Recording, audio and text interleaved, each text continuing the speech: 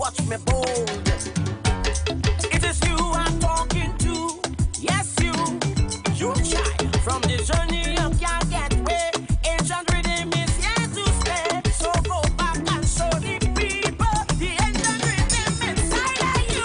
To the ancient rhythm, make them move. To the ancient rhythm, make them move. To the ancient rhythm, move to the ancient rhythm. To the ancient rhythm, make them move. To the ancient rhythm, they got to groove. To the ancient rhythm, to the drumming of the queen of the ancient rhythm.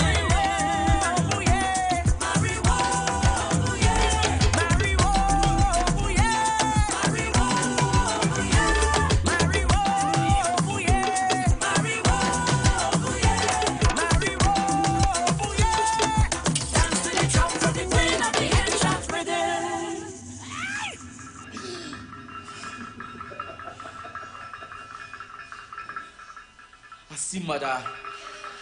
I see she.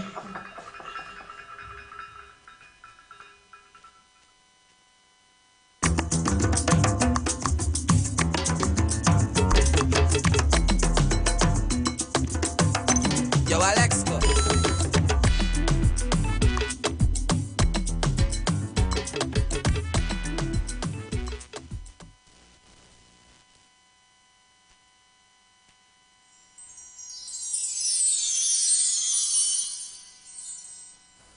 Omiawa iba jani iba bo shishe oshushila. Omiawa iba jani iba bo shishe akbatani. Omiawa iba jani iba bo shishe oshushila. Omiawa iba janiye, iba bo shishe agbatani. Omiawa iba jani, iba bo shishe oshushila. Omiawa iba janiye, iba bo shishe agbatani. Omiawa iba jani, iba bo shishe oshushila.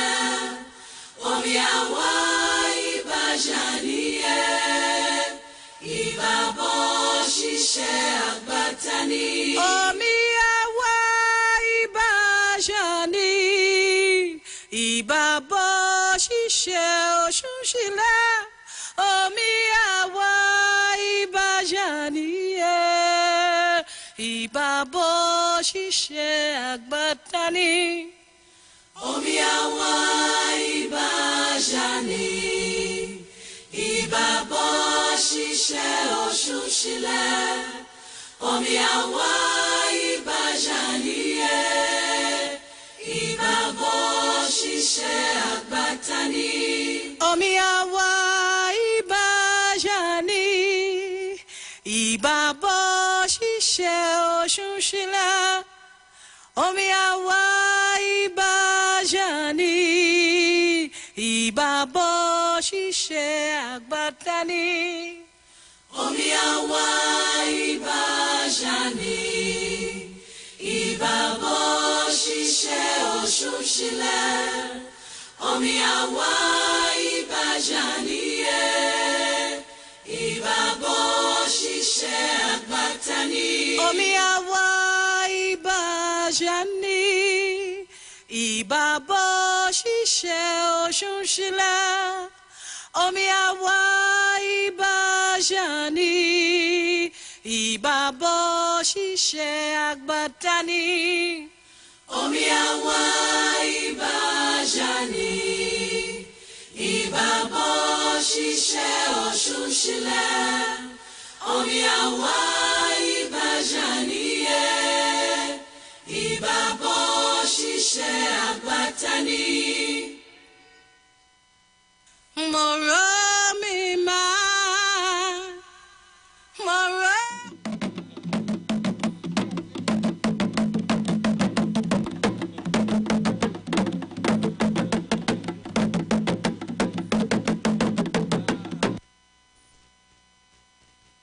Ancestors, we call on you to fight the fight on our behalf. Ancestors, we call on you to walk on our enemies. Asheo.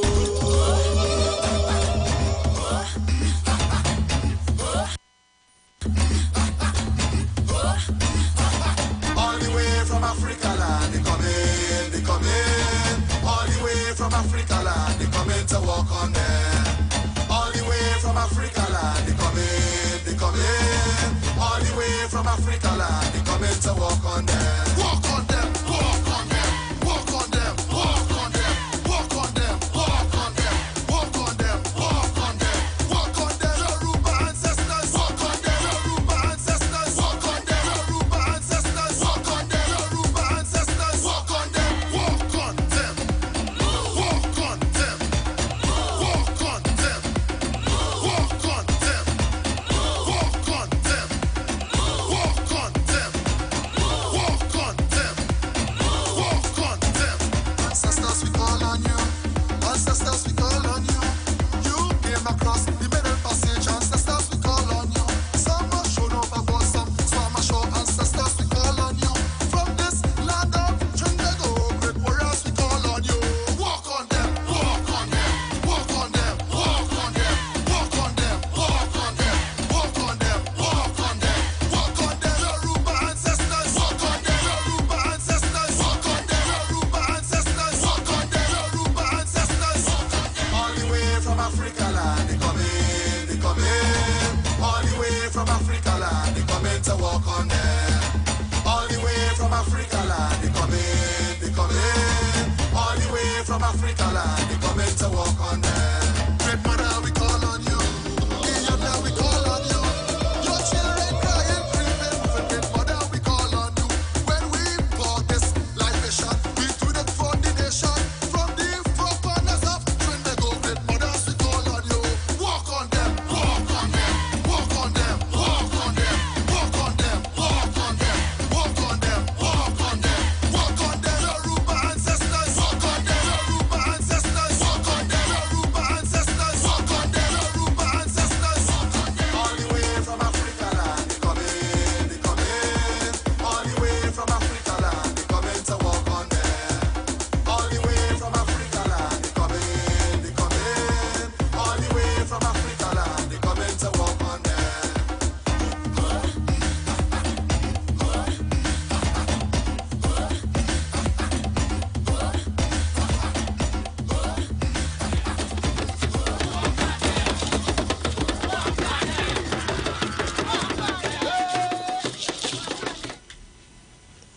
Aboro Aboye Aboshishe.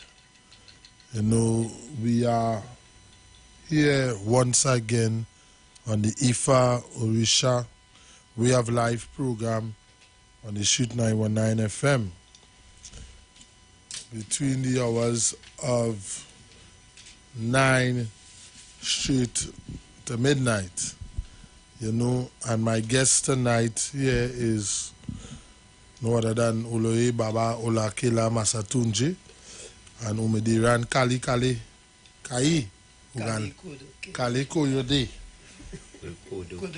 Kodokei Ogunlade, you know, from Egbe Elodomen Onisen Elodumari from Pity Valley, you know. So Baba, I will ask you to lead us with the Iba to open tonight's discussion.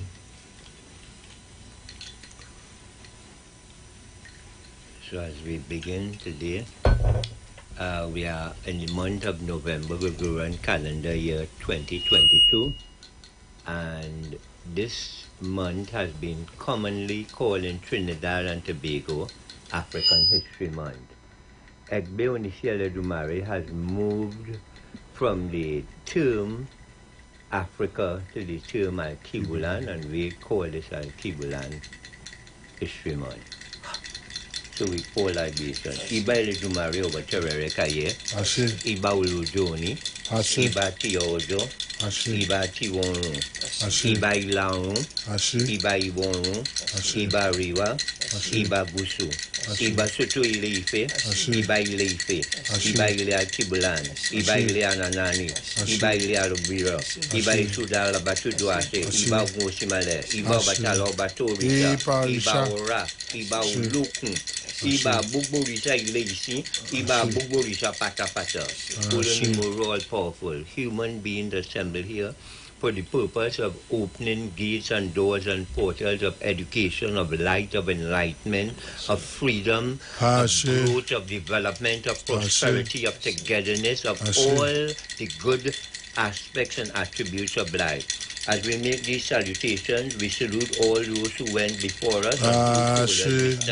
Among some of the names we want to call is Yeye, Bugbo, Melvina, Rodney, Baba Lorisha, Abba Samples, Baba Awo, Uluo Awo, former Uluo Awo of Trinidad and Tobago, Ifa Jubi, Awo Rainey, known to most as Baba Lorisha, Clarence Ford, and all those who have given us sacred science traditions, including Iaido Louisa, Catherine Tousse, Agba Akolejo Femi, Agba Orbicha, Tubunu Zawando, Hubunu Sedvi, Antoine, Hubunu Patrick, Antoine, all the elders of the Dangbi Comrade community of Trinidad and Tobago.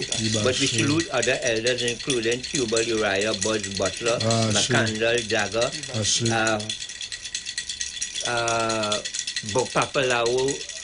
Papaloa Bookman, and all those who fought to open portals of light, of love, of peace, of serenity, of Iwer and Ase. But in the Americas, we also salute some people that we mightn't expect that we might salute now, but Martin Luther King, Alhaj Malik Al-Shabazz Umawali, better known to many as Malcolm X, Huey Newton, and all those who created organizations so that our people could move from enslavement to total and unconditional liberation. So as we arrive here, we salute all priests and priestesses of Yoruba and Altibulani sacred science and tradition. We salute all the First Nation people, the Hungpata, the Hungpatila, the Comanche, the Crow, the Blackfoot, the Warao, the Waiwai, the Incas, the Aztecs, the Carina, and all the other nations of the Americas, North, South, East, West, and Central. So once again, as we arrive here, we also salute Kabiesi ala Elua Oba Enita, Ogunwosi Ojaja Keji, Onirisha. We salute all the members of the Oba Isoro Council, but in particular, for me, I salute Osogna Dimula, Oladapo, Olofiraye. I salute the Obaluru Ileife, Osagagaka, Oba Biodumulato, and all other traditional leaders on the continent of Alkebulan. So as we arrive here, we yoke our minds to the divine celestial consciousness, and may my every thought, my every word, my every gesture, and my every action be in accord with divine and cosmic destiny.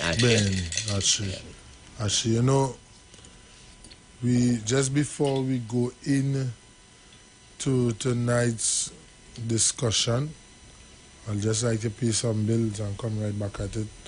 It's all about the Ifa Orisha Way of Life program. We're streaming live on the Street 919 FM Facebook page. We're also streaming live on Iwer TV on YouTube. Your host here, Alatu Mishe Ifaba Mishe, Aganki MC Duke, and my co-host King Shaka is not here. He's working tonight, and my two elders here, two guests, as we're going to have a discussion on African History Month, and I'm going to bring you guys up to date with what's happening in diaspora. So I'm going to pay some bills and come right back at you. Sponsors for the Orisha Way of Life, Amara's Quality Store, #1 important supplier of genuine products from Africa, located at Adams Bazaar Main Road, Shogunas. Contact number 672-8438, 320-8866. Gossip Gel Polish, gel with a difference. Contact number 382-7587. Come, let us take care of your feet, Petty by Risi. They also sell butters. Contact number 398-4474. Nubian Experience, clothing that tells part of our rich African history. Number 6 Woodford Street, Arima. Contact number 688-1979. Oriumi, Nico Loggins, Health and Wealth Lifestyle. Number 73 Eastern Main Road, Barataria. EMG out of Texas. Richie's Tire and Automotive Car Care Center. Number 409 Otello Drive, Hampton, Georgia. Sponsors for the Ifa Orisha Way of Life. Also sponsored by the Throne of Gold for all your African supplies and clothing. Their contact number is 754-5128. That is the Throne of Gold. You can find them on Facebook and also on Instagram. Omo Inu, All Things Woman. For all your Yoni products, they are the sole women's haven distributor for Trinidad and Tobago. Their contact number is 365-4332. You can find them on Facebook and also on Instagram. Black Tie-Dye Catering Service, 683-8755. You can find them on Facebook and Instagram. Awo Wabande Tonic, 388-4606. You can find them on Facebook and also on Instagram.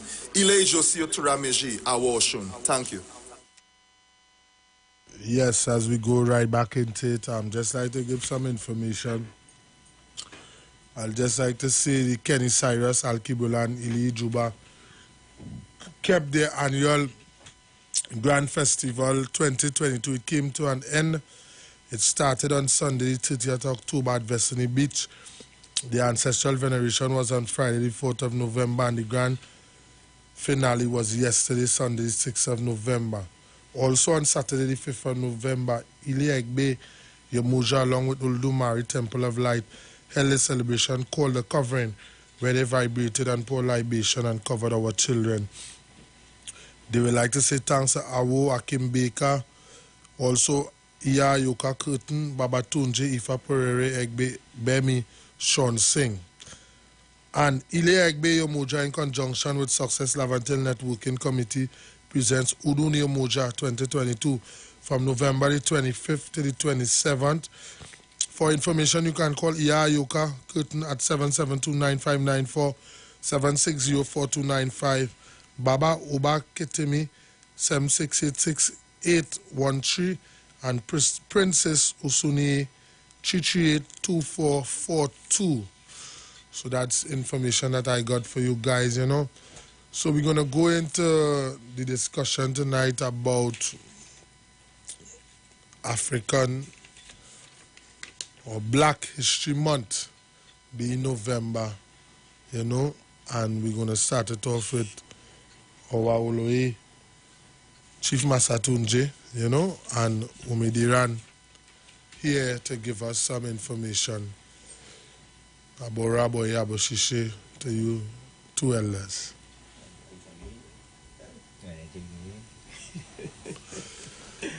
Okay, I'll take the bait. Well, the thing is, I've always had problems with the term black, and I'll tell you why. I've always seen black as a political response to white.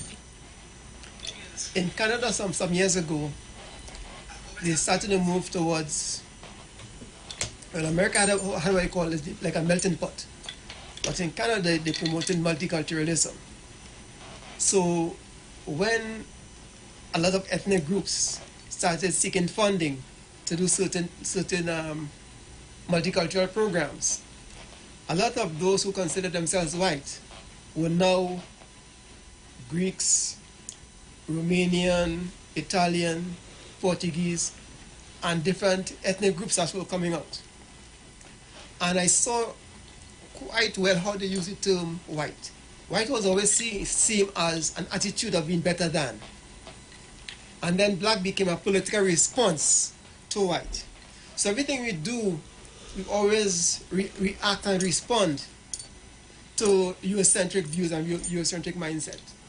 So with the whole idea of when Black History Month was started in Canada, I remember as far back as, for me, the 80s, the early 80s. And I didn't like it because you have the shortest month in the year, February.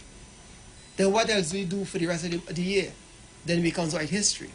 So we started working towards the term Black or African Liberation Month, right? Which made more sense to me. But the question is, what do we do with this liberation that we're seeking. For me, I started to do personal things. In 1982, the first thing for me was to reclaim my name legally. Yeah. So that was the first step of my input in my liberation. And then after that, certain things I started to do certain things. Recently, I have, wherever possible, I have stopped using the letter C and returned to the letter K. I see. And in doing that, I started to see the power in certain words that we used to pronounce or spell with a C. Looking at it, it had an impact. And saying it, right now my paws are raising, and saying it, I felt if you understand, the aftershade, the spirit that gives birth to the thing you're talking about by using the K as opposed to a C. And those subtle things is what became my responsibility to this African or Alkebulanese liberation. Benny. Right? So for me, that's the question I put out for the month. What are we doing to bring ourselves more into alignment with ourselves, or Africanness, or Alkebulanese, right? And that's the question, because for me, I find that we celebrate things, but again, everything we celebrate that's Afrocentric, we do it in a Eurocentric paradigm. For instance, we have Kwanzaa, but we celebrate Kwanzaa as we do Christmas. We set up the Kanara like a Christmas tree, and then we take it down. But the idea of the Kanara was to instilling us the habit of having an ancestral altar in our homes. That's what the Kanara is. The Kanara is an ancestral altar. But you put it up, and we take it down. So you're following a Eurocentric paradigm. We celebrate, we talk about the Nguzo Saba, the principles. And again, we can say them right off the bat. We learn them very well. You can say them, and after that period of time goes, it's done. But we don't live the principles. We don't wake up and say, okay, what's my purpose today? What's my niyyah? What's my purpose today? You know? What's my kajuchugulia? What can I do to name myself, identify myself, and speak for myself? And those things that we're supposed to be doing empowers us to take our liberation. But we don't do that. We follow a Eurocentric paradigm, right? So we study in history, in African History Month, what happened before. But then how does that impact us today? Instead of studying who did what, let's look at the process of what they did. And how we could adopt, because that process had to be a process of consistency. But one of the things we lack is consistency. True. That is why we do not carry through and fulfill whatever mission is supposed to be. In Trinidad, I find that we use the word try a lot. I have made a decision not to use try. And in order to get around that, I've started saying things like, I'm working towards, or I'm working on, or I'm moving towards. So, and when I do that, I recognize how impacting it was on me, because I was able to fulfill certain things. Because I understood that doing as opposed to trying, doing is a process. But trying have a built-in excuse for failure. I tried and I didn't work. Or sometimes we say try as a weakness. We do not want to say, I'm not going to do that. So a person asks you, can you do such and such? I say, I'll try. But you know you're not going to do it. But trying is an easy way of getting out of certain things. So it's a weakness. But if we say, I am not going to do that. But you see, we have this fear of the word no. But no is a very empowering word. Just as yes is a very empowering word. You see? So those are the things that I do for myself. And if we all do certain things on an individual basis, collectively we're much stronger as a people. Recently in the news, there's this thing happening with Kanye West, right? And also with the recent basketball player. And it shows the power of a people over another people. But the power of the seller is matched by the power of the buyer. And we are the buyers. So if we decide we're not going to buy, then we show the power that we have. But as a people, we don't have that one voice. We don't have that one agenda. The Jews said it will never happen again. And they make sure it will not happen because of the process that they follow. But we don't have that process because we don't have that voice. We don't even have our names. And I'll rest right there. Yeah, so I want to compliment some of the things that Akbar Omidira said, and because it's a conversation, it means we don't have to have full agreement in all that is said, because by not having full agreement sometimes it could create an opportunity for expansion. Actually. Well, the what we call the Alkebulan History Month by Ekbe Onisiele Dumari and the general public in Trinidad calls African History Month and some call Black History Month has been, to a large extent as Agbo Medira defined, has been a response to an oppressive situation in the polities in which we have been domiciled, where we have not been able, either on a regular basis or even in a time slot basis, to take a period of time for self-reflection. And in my opinion, Alkebulan History Month grants us an opportunity to afford ourselves a moment of self-reflection. However, in this self-reflection, how we define ourselves and how we define everything within that moment becomes very important. So in the early days, where the world by white people was divided into a polarized world, either here or you're either there, the concept where white supremacy was taken and accepted as the ruling power. In order to respond to that, some of us came up with a black position, including black power, right? But however, we were speaking of our own selves, and in speaking of ourselves, we're speaking of, to a large degree, on the material, mundane self. Because whatsoever we call self, in many Alkebulanis' philosophy of human beings and who we are beyond the physical self.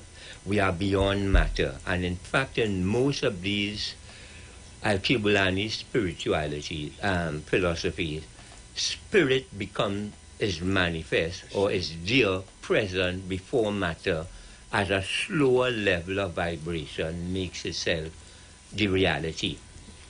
So over the years, we started off by defining ourselves as black people, but in fact, in many instances, we were defined by others. So we were defined as nigger, negro.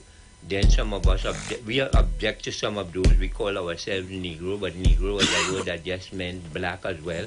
Then we came to black, and then some of us decided that we will take the word African. And even as I speak now, there have been contestations as to the origin of the word African. Some people believe it's a Greek word given to us. Some people have been able to bring sufficient enough impressive arguments that may not be so.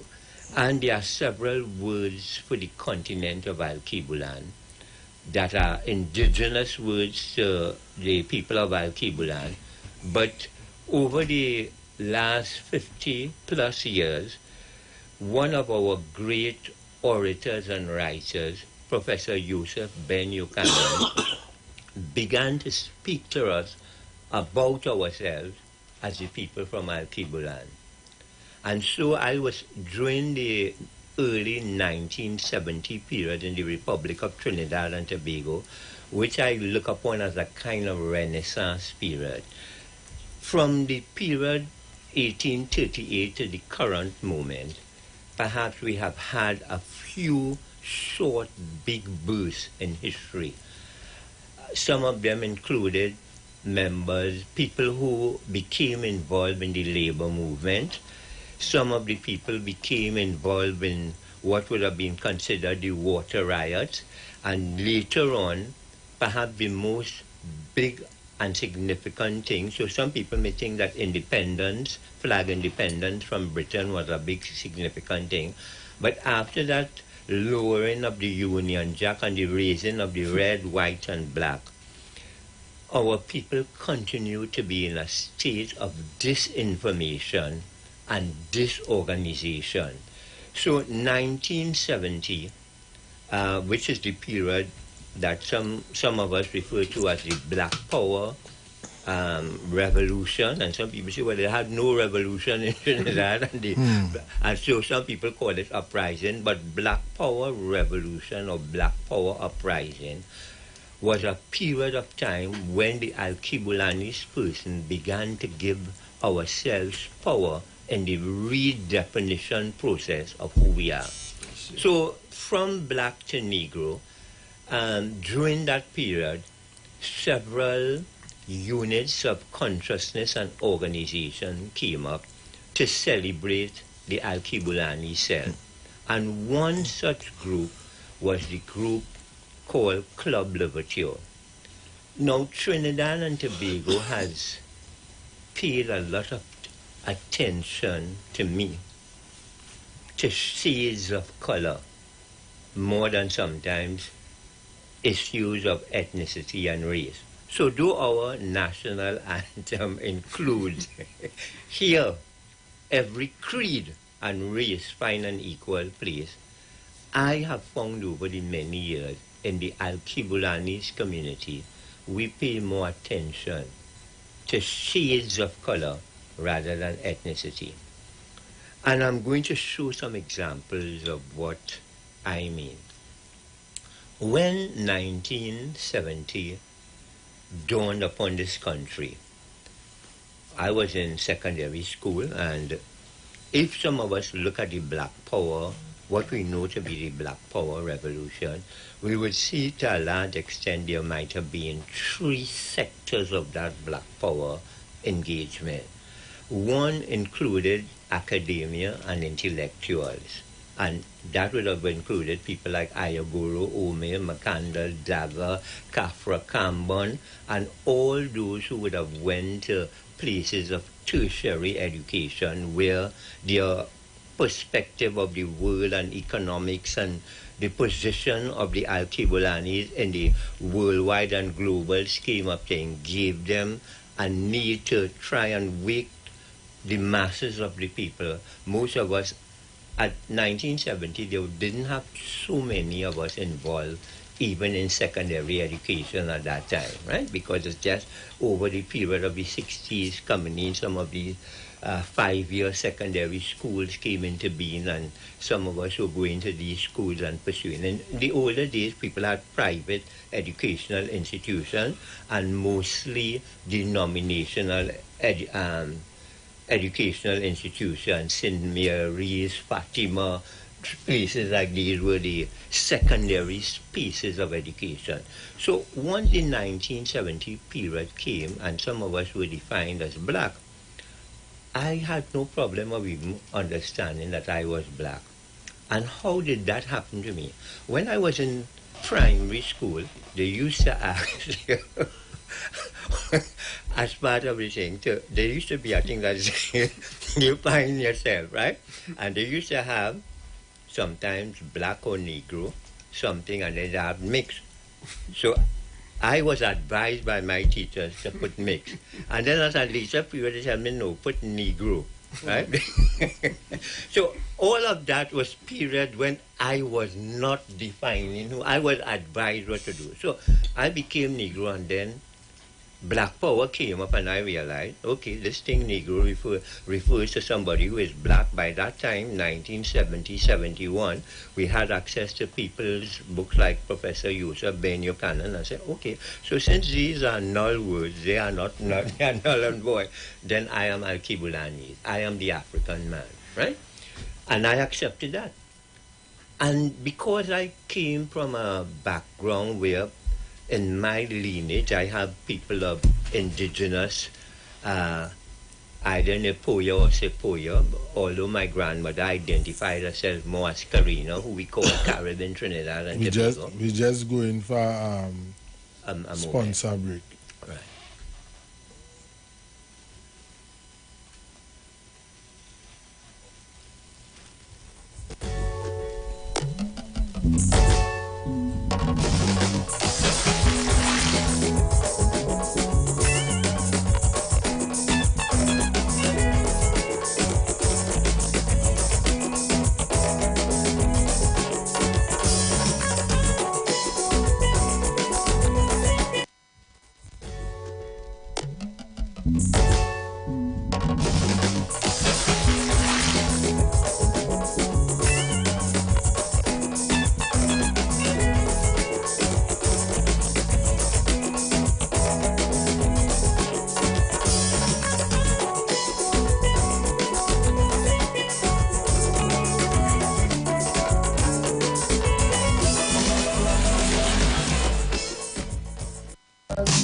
This will be an experience, yeah. Oh, this growing life is all about opening the black man's mind. All about reminding us as how beautiful we are for the year of fine, yeah. Oh, the clothing like t-shirts, checks, polos and shirts. Oh, dashiki, lady v-neck, lady tank top, and baby jeans, yeah. Dresses and Yes, so we back at it. So Baba, it's all yours again. Yeah, so I was saying that there was no problem for me to accept myself as a Kibulani. But my family lineage in this current incarnation includes people that would be could be either classified as Sepoya, Nepoya, Karina, and I have a Chinese background and an Al-Kibulani's background. But all of this, so even how some of us accepted ourselves at this moment, it was defined by other people. So some of our people left Trinidad and Tobago, and in my family, we had some of my family, the 1970 Black Power consciousness awakened my entire family as a unit. I'm talking about my mother, father, and my brothers. I have no sisters, right?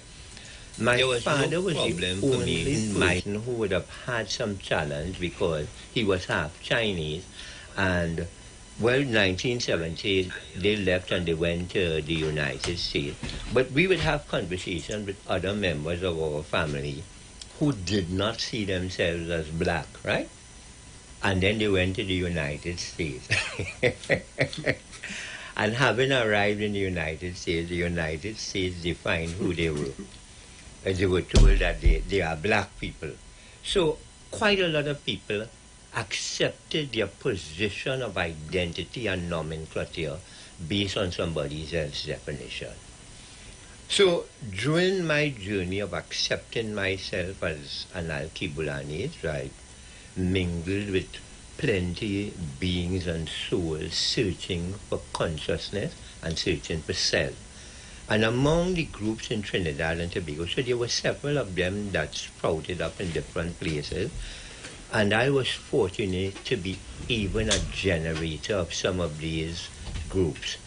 Because that search for self, for me, is a search for total and unconditional liberation. And in that search, I was yet at school, I was at secondary school. I began to admire Huey P. Newton, one of the founding members of the Black Panthers Party in the United States of America. And in that I recognize that Huey tried to know his immediate environment. And when I say his immediate environment, our immediate environment, to a large extent, is the social milieu in which we operate. And this social milieu is conducted, the action here is conducted by a constitution that gives you some definitions of what is right and what is wrong and what is best and what is not best. So as early as that period, I went to Diego Martin Secondary School, right? And during that period, we began, so the Black Power uprising took place while I was there.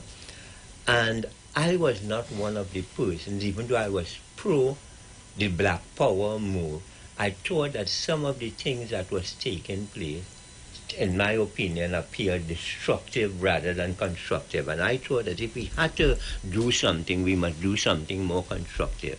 But right at school where I was, I looked and I saw that based on the Constitution, some of us were already 14 years there, and in many Al-Kibulani's tradition, that is a year of adulthood. You would have taken manhood initiation, and you would be responsible for certain things. And in the school, we began to move for a student representative body during that period. I was part of that movement. We had what could be considered a clandestine movement that was not the one that was presented to the teachers and the school. And there was a small body who knew exactly what we wanted. But among the things we wanted, so one of the organizations we formed at that time was something called the Young Idealists. Oh, you're moving the Oti and the gin. No, that's what I see. Yeah, one of the things that we formed was something called the Young Idealists. And as part of the Young Idealist movement, there was a agricultural center that people called Patno River Estate down on that side. And we applied to get some land because we thought that one of the things we could do as young people in school and coming out of school to help the situation of our people was to plan the land. So we applied for land. We formed an organization, but at the level of now working within the school, we've started to move towards a student representative body. What year was this? This is 1917 to 1971, because I was one of those persons. Two things happened to me at that time. By 1970, I did not do... Part of how 1970 came over to me and to some students was that the whole education system was a waste of time. So I really didn't pursue study with the vigor that it was. But there was something about the way I engaged life. Quite a lot of people, even if they didn't understand me, they would respond to me in a respectful way. So at one point, just as I was about to leave school, I was concerned about what my recommendations from teacher would be, because Mrs. Fidia would sound like bad to people, right?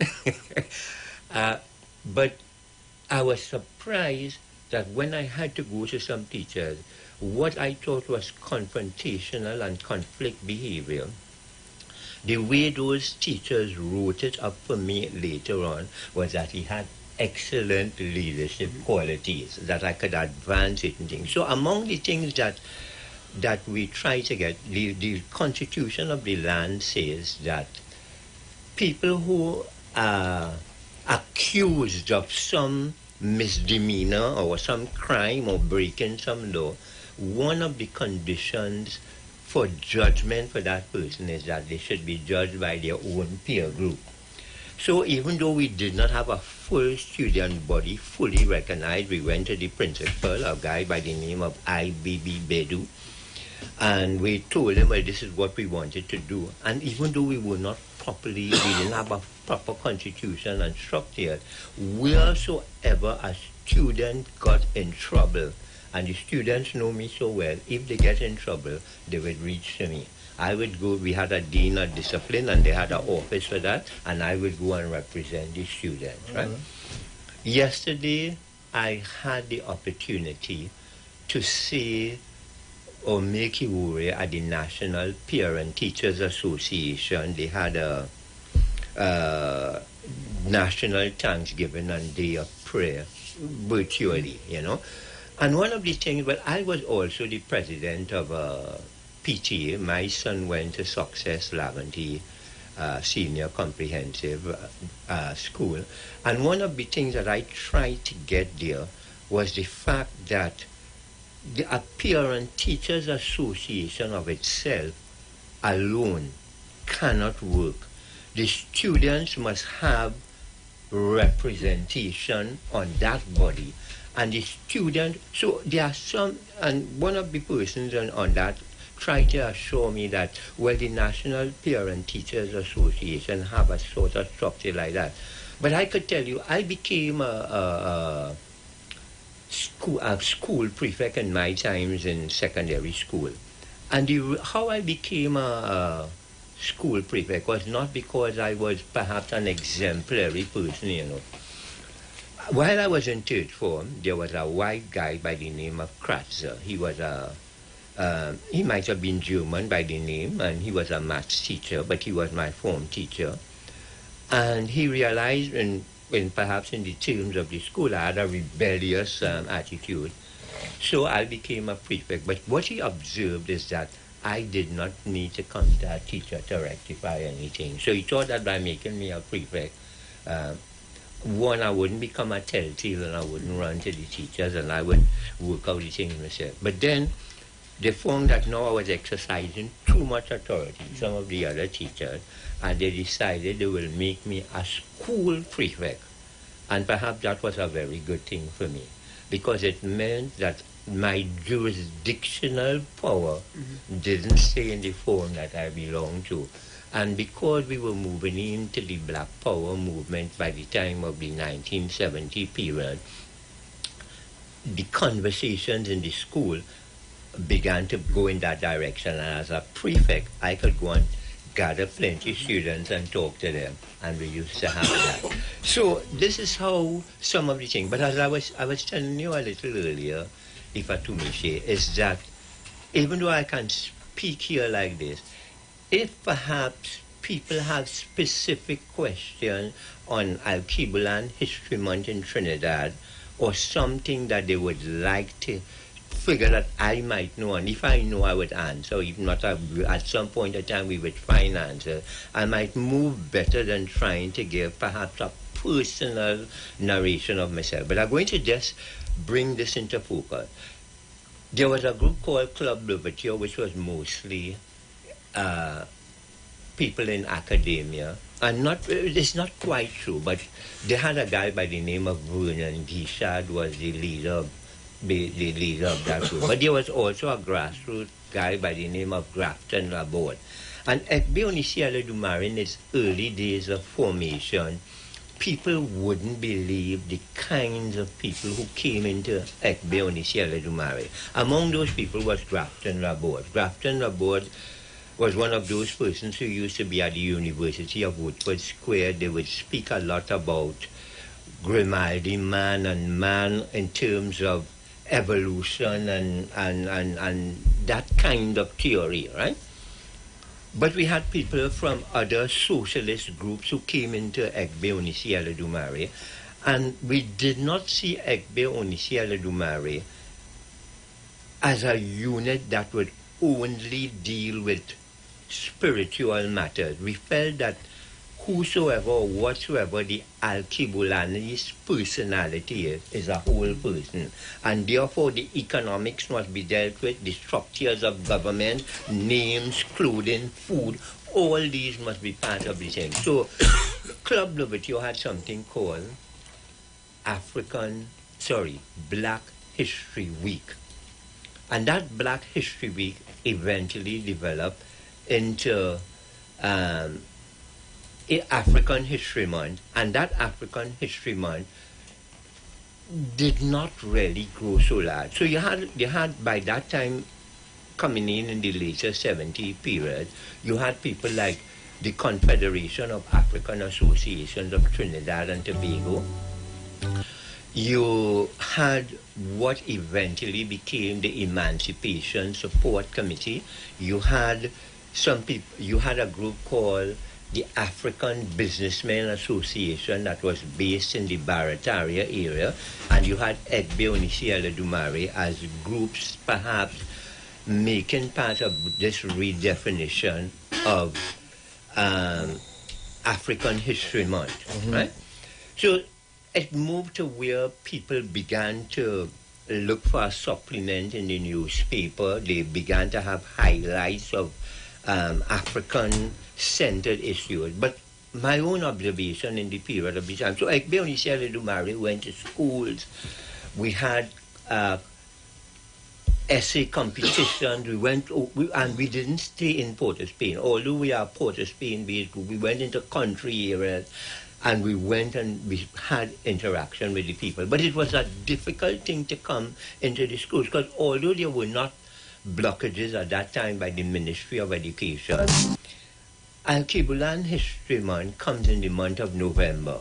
What happens in the month of November that is going to deter us to reaching people? Because although you have people teaching West Indian history in secondary schools, right?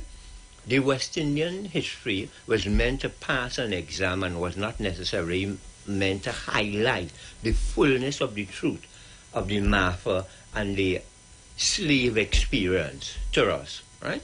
So school would open up in September, and the most you could get for African History Month probably is the first 2 weeks, if so much, in a school in the months of November. Because what would happen is that the teachers, as school open up, they have a curriculum, they have a timetable they're working to, and by the 12th of December, somewhere their school going to close for holidays. So just as I am ready to come to present things to students, they're ready. These teachers they're no longer doing new work now. They're on revision to set the people up for exam. So you know how we look like. We look as though we want obstruction to whatever was going on in the school. So over the years, I have, as a Orisha priest in my way of engaging battle, I have engaged battle in fields where I don't even know the mechanism and the mechanics and the tools of the field. But I was one of the early priests that went in cyberspace, opened up a Facebook page, we had a subdomain for a thing called Iwer Speaks. I had a publication called Iwer Speaks, and we used publications and we went around to people in the country trying to show them that if you really want to reclaim yourself and you want black power, you must throw away some of the shackles from around your feet and around your mind. Start to dress like yourself. Start to eat like yourself. Start to look like yourself. And when I say start to look like yourself, a lot of us would have had on wigs and fried we hair till it was looking more straight than the European and Asiatic peoples. Let yourself be natural. But most important, reclaim your name. One thing I have seen in the world of reaching to heaven or reaching to the afterlife, if I go now today in some kind of thing that has a kind of Hindu background, my name might come Satananda Ji, right? Once I come involved in it. And if I enter into Islam, I'd have to take Shahadat, and my name might become Abdul Nur. And if I go into other spirits, if my name was Lumumba, and I come into Christianity, my name might become Peter after that. So it appears that once you enter into an engagement with a spiritual force to enter a world, one of the things that is important you have to have is the name relevant to the spiritual pathway that you're moving to arrive at your destiny. So it really behoves me how today, 2022, coming to the close of the international decade for people of African ascent or descent. But I didn't say descent. People want me to say ascent. But if I want to refer to what was presented by the United Nations, I have to say what they say for the purpose of this definition. It really behoves me that how several people, I know of several people who have went through more than 40 years of Al-Kibulani's consciousness. And some of them have not even taken one part of a name. You know, some people, when they go to reclaim the name and take the name legally, they will take, the name might be, the surname is Paul, and the first name was Peter, so there was Peter Paul. But they take Lumumba, so they just say, I am Lumumba Paul. They say, well, I don't want to wipe out my traces with my ancestry. That time, Paul is not your ancestry. Yeah? Mm-hmm. Your surname would have been 5 different surnames, especially if you used to be bad in the movie. You're from plantation to plantation. You had about 5 things, right? So I don't know if you want to open up a question from people, you know. Someone here, Stacy, saying here, please share more on how Ifa Orisha teachings can be implemented in the 4 areas affecting our country currently: economic, social, environmental, cultural, and sports in various communities. Okay. If I answer that, and this will tie into that too. You said something interesting. I do not want it to pass because it's important. And it comes back to the question. When you were talking about what you're doing in high school, basically it's a peer-initiated conflict resolution. And in the absence of that, like I've been removed from the school system in Trinidad for over 40-something years because I've been abroad. But from based on what I'm seeing, it didn't happen overnight. It took a gradual time to get there. So what I'm seeing happening in the schools, obviously there's no peer-initiated conflict resolution policy. So I do not know if the whole prefect system has been thrown out, right? So what you're saying is a powerful tool that can be reinitiated in a school. You would not see results tomorrow, you see results every day after tomorrow, because I think it takes a while because everything connects. Even the disconnect, everything connects. So we have to reconnect the things that worked. I see. Yeah, so, okay, let me answer Stacey to the best of my ability, right? Yeah. She wants how we could apply our Ifa tradition. Please share more on how Ifa Orisha teachings can be implemented in the 4 areas affected our so country. I'll try. You could always remind me one. First to begin, let me just say to Stacey that the focus here tonight from what we came for was Al-Qibla History Month, right? And therefore, although over the years some people look up to me, boy, Uludari could talk on almost anything. A lot of people called me Uludari over the years. I try to show people over the years sometimes people take some things with some of us for granted. In other words, a teacher going to present something to a class will usually prepare what he is going to do. I didn't have no big set of preparation. I know it's African History Month, and I have been a major part of the development of this process here in Trinidad and Tobago. But how can we, one of the areas we call is environment, right? Yeah. Right. Well, one of the areas we could deal with environment in Trinidad and Tobago, all of Yoruba and Al-Qiblani sacred science is eco-friendly and environmental friendly. And Ekbe Onisiele Dumare, in bringing its deities into the public domain, we have tried to bring 2 main deities into the public domain, but one has superseded the other.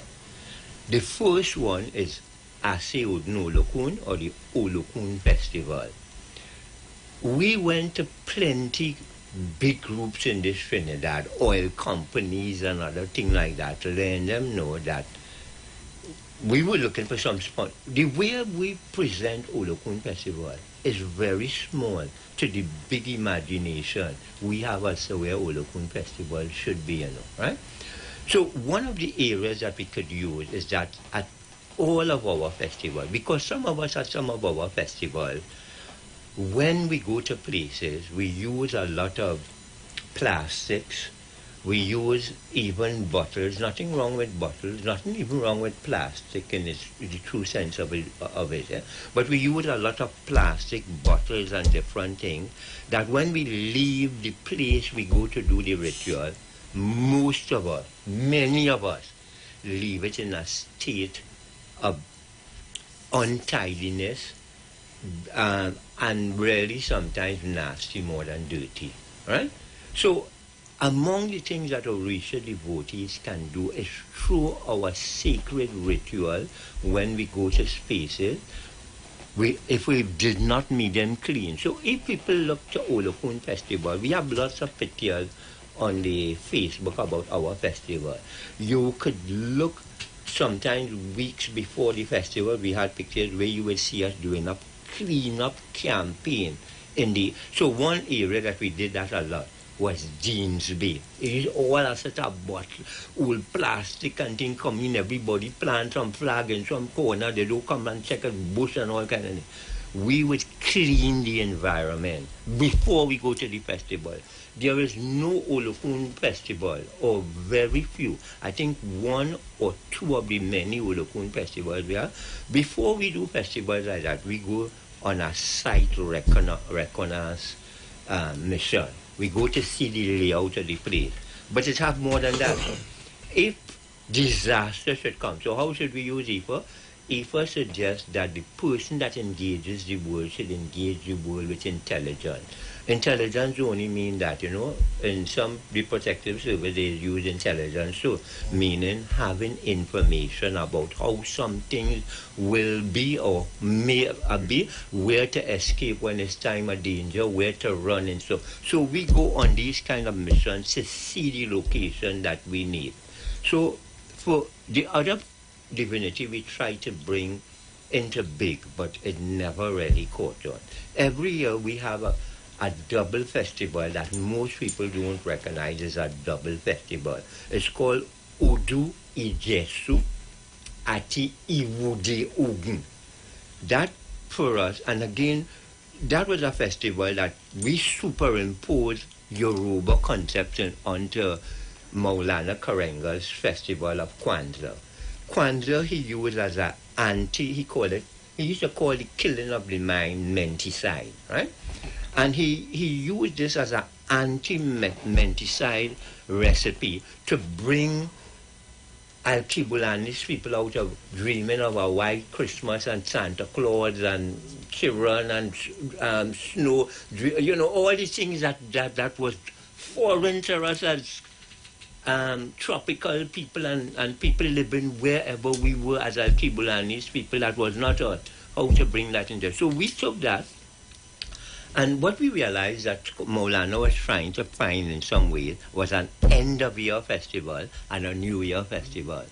And for many Al-Kibulanese and Yoruba people, we found at the time, I found at the time in my searching, that among Yoruba people, the New Yam festival was a time for that.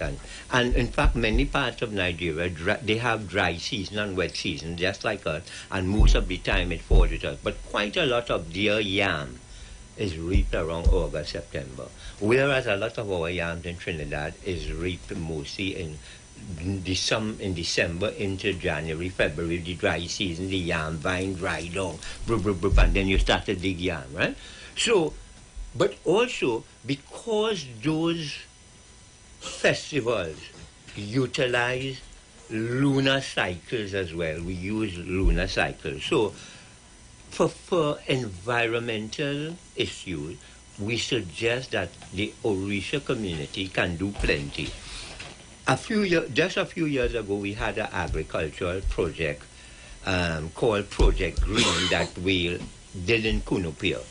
And when we did that project in Kunupia, we extended invitation to the general Orisha community to come and join us. They didn't even matter to be part of it.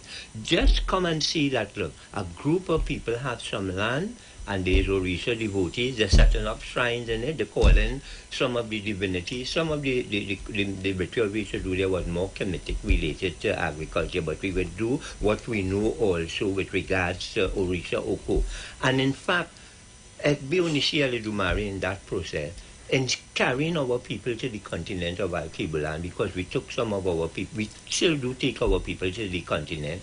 One of the things we made sure is that one of our persons was fully initiated in Al-Kibulan under Orisha Oko. So we could bring that Awu and Sion back to the Republic of Trinidad and Tobago. So we thought that the shrines in the near vicinity would come and even encourage us to do what we do. But after a little while, we had to kind of retreat. So as a Ogun devotee who came to try to transform planet Earth from inhospitable to hospitable, from inhabitable to habitable, but found that he didn't come with enough food and water and saw his people dying, he retreated from the process. So those are two things. Maybe if again a question can put it, because just for me to just speak continuously like that is not my mood. Or rather, you have a question. I would like to find out about this if I could find it. So I try to answer ecology, the environment. Yeah. Name another one, and after a while I might say something. Cultural and sports. Cultural and sport. Well, we are well involved in the cultural arena, but some definitions have to be. You open the program here tonight by several cultural. Yeah, yeah, yeah. Oh, this glowing light. Include a wide range of technologies, film production, video production, in a sense, scripting, because I suspect they will script for some of that, and the artists, in some instances here, have been able to go into the realm of theater and art and now project it onto something that is really, it has a message, but it goes into the realm of our spirituality. Where the challenge comes is, where is the safe line of crossing between the both? And so this was a strange thing, and because I was one of the persons. Now, we would recognize that in recent times. So Ella Andal was not the first person to sing things about the Orisha in a calypso tent, right? We had many old calypsonians who used verses of Orisha chants, sometimes not very accurate, and sometimes that could have been done deliberately to not 100% impress the real thing inside the thing. And, you know, it went. But by the time Ella came into the arena and she was going, her son was an initiate of Egby when she was married. We were fairly close to each other, both by community living and other spaces. And one of the things is that when we went into that realm, a lot of people were angry. Some of the people today who were Orisha devotees at the time and who are now utilizing the Orisha medium of communication into the entertainment arena were angry. Well, I had come out of a situation where I had looked at Cuba and I had looked at some of the other Latin American countries. Many of them, I'm talking about many priests and priestesses, were recording orikis and they were for sale. But Trinidad and Tobago entertained a big priest here some years ago, you know. We used to listen to music in the 70s period coming up and during the Black Power. Mongo Santa Maria, who became a big figure in the thing, most people didn't know he was part and parcel of the sacred science tradition. So when I was younger growing up, I grew up in Success Village in Laventille for my first 7 years of life, right? And the way we used to open a Sunday at my home, we used to have, we were fortunate enough even living there to have record player and music system and thing. And we used to play music and we used to take a little baba. We used to pour libation. And I didn't know what it was, but we started to take a little drink and thing, right? And we had to dance on in a circle and shake, shack and thing. But at that period of time, we used to, the head of the household would play Handel's Messiah for some kind of thing, so for opening to please maybe the community. And after that, although we had calypso, his favorite music on a Sunday really is what perhaps make me like drumming and Orisha so much. It was merengue, right? So it had a lot of congas and African rhythms in the background. So how we would impact on the culture, the best village in Trinidad and Tobago employed the use of many drummers and people who was around Alkebulan or Orisha or Shango practice in Trinidad and Tobago, who became, in some instances, the choreographers, but also the drum teachers and some of the players. So all those are ways that we can utilize. However, as I'm saying, that we need to find if there is a line to draw. And in the Trinidad and Tobago context in particular, I have found in recent times that there is a tendency by some people to feel that one group of people have a more authentic Alkebulanese way of singing or practice than another. Well, if you listen to songs for Eshu from Cuba, if you hear 15 groups, you could hear 15 different renditions of the same song. And I feel that in Trinidad and Tobago, where we know Pan, we shouldn't have no problem. How Stalif will play Sasaye, and how Despot will play Sasaye, and how Phase 2 will play Sasaye could vary with 3 different sides and doesn't make it not Sasai. It's 3 different renditions of Sasai, right? So this idea that some people feel that, now we have to remember that in our position as a people dispossessed of our heritage and culture, and where we were given another opportunity to remove some of the tribal and ethnic barriers, because look, I don't know if you was in that discussion. We had a discussion in my party some years ago where we had somebody from a West African country come to speak in the party. And some of the people jammed that person. Like, but how come all they sell each other, how we sell each other into slavery? And the way that person answered might have shocked plenty of people. Because in that person's mind, most Al-Kibulanese people, even when we talking now, but that man is a Yoruba, that one is a Igbo. Plenty Al-Kibulanese people to this day as a Pan-Africanist and who travel the world and engage in world Pan-African platforms for a definition of Al-Kibulan as a united space. Many people see themselves in the place in which they are domiciled. So we still see ourselves as Trinidadian, people still see themselves as Jamaican, Guyanese still see themselves as that. Most of that is the first context of definition rather than Al-Kibulani, right?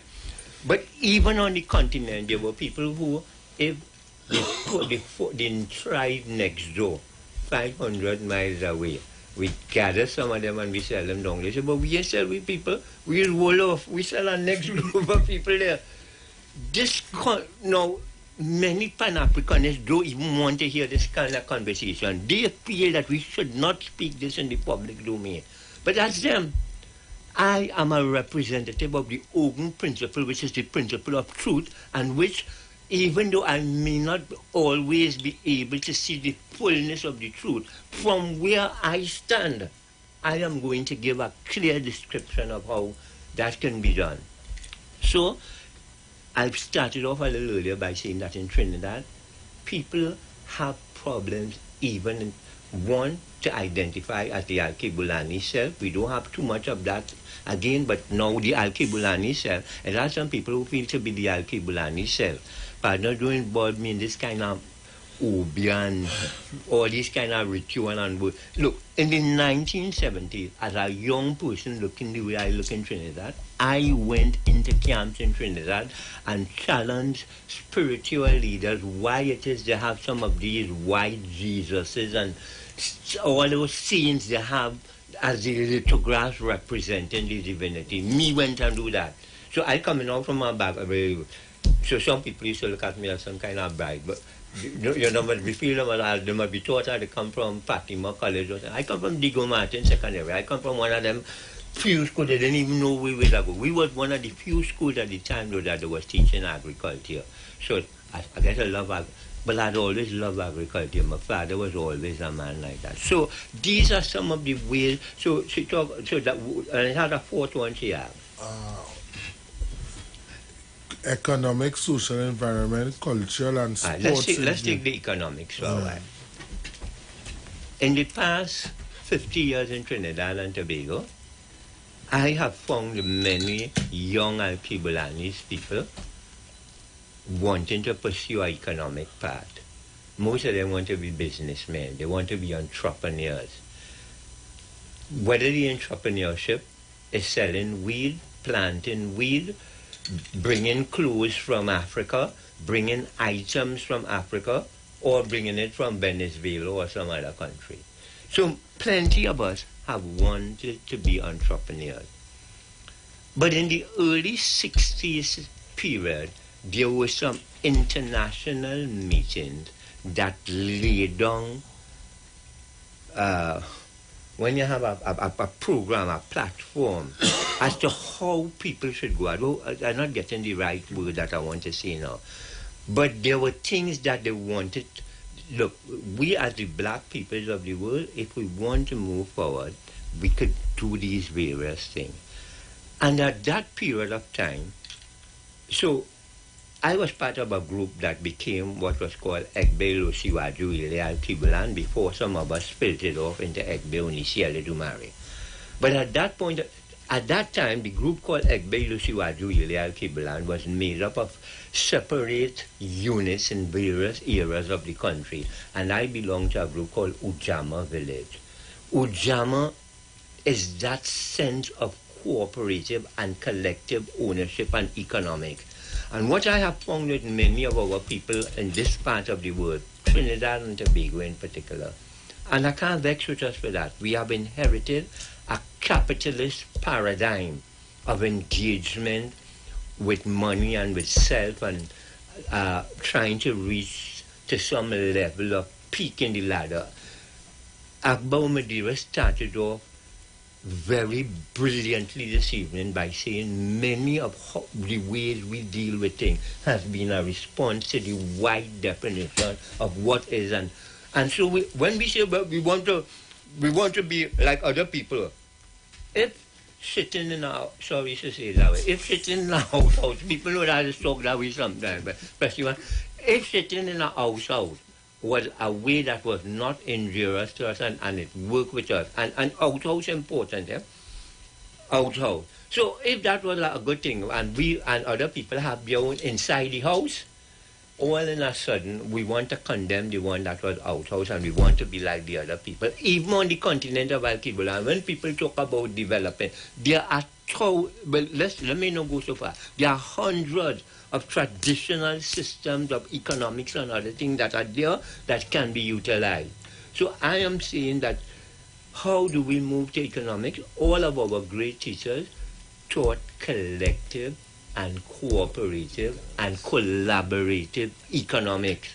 Today everybody wants to cut each other's throat in the same business. And nothing wrong with trouble about being in the same business. I have a brother who made plenty trips to China over the years, right? He was a businessman, not my brother like the way, but my brother, right? We work plenty together. And he told me one of the things he found in China. He said, boy, when you go down to get certain things, there are a whole street of people, everybody selling electronic things. And he this one over there, when you go to that fella there, he said, go by stall 5. Them fellas up there had that. There was no problem, right? Today we feel that we have this thing called turf.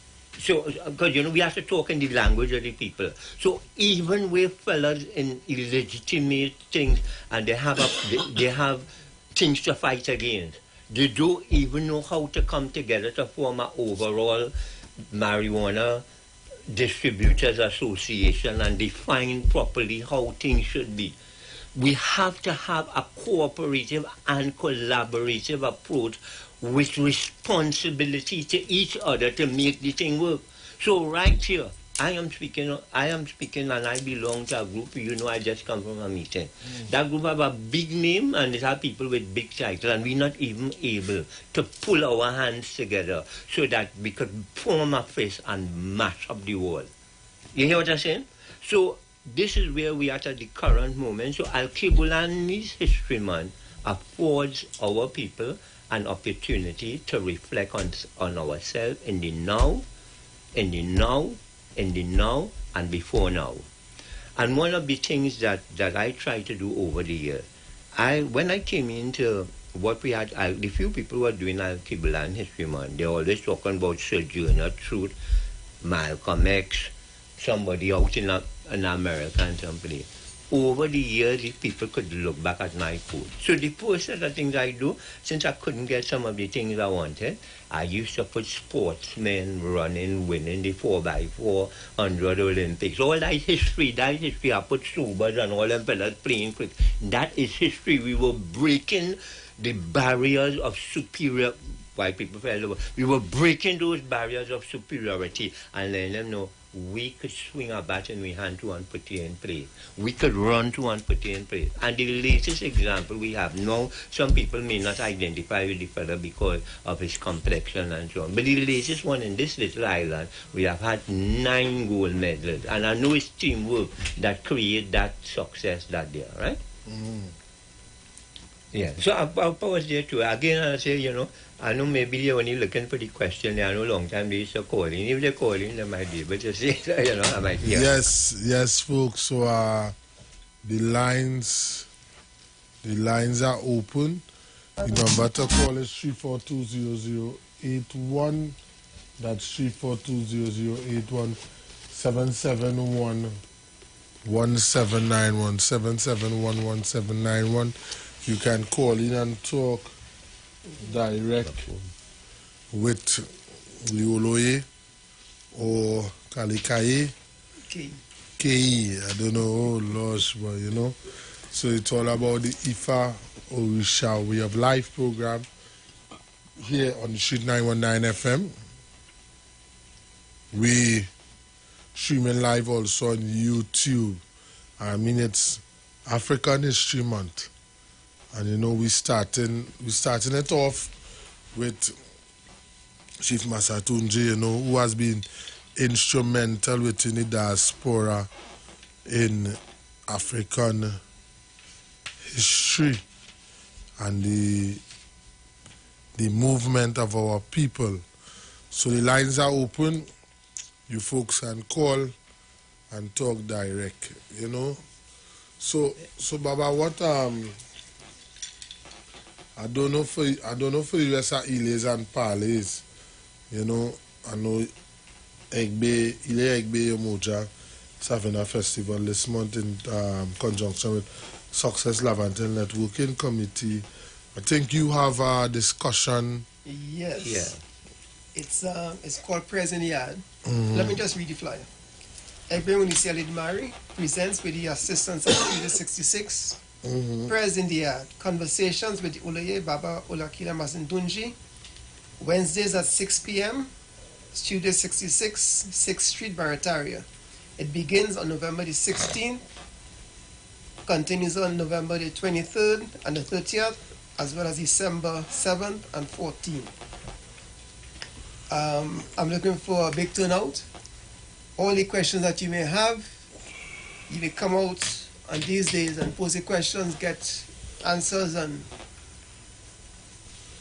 we could start speaking in our own voice. Yes. There was recently a documentary called Bigger Than Africa. Yes, I watched it on Netflix. Correct.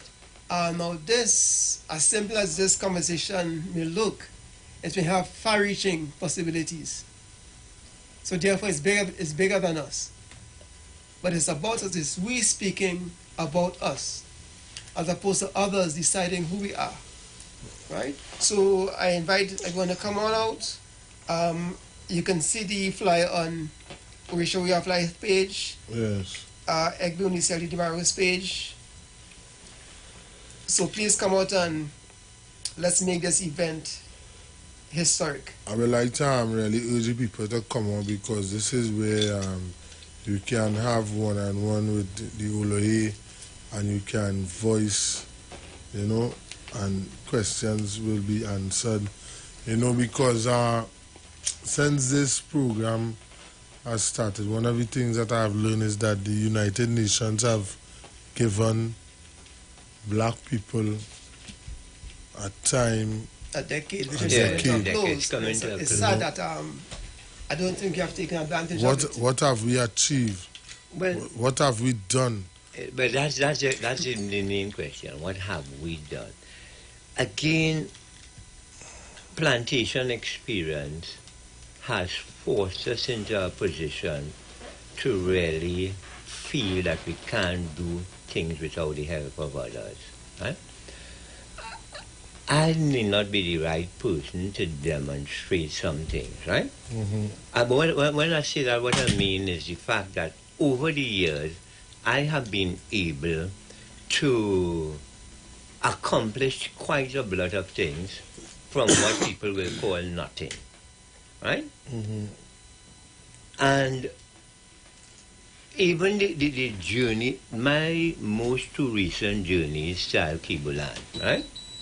Which was in 2018 and 2019.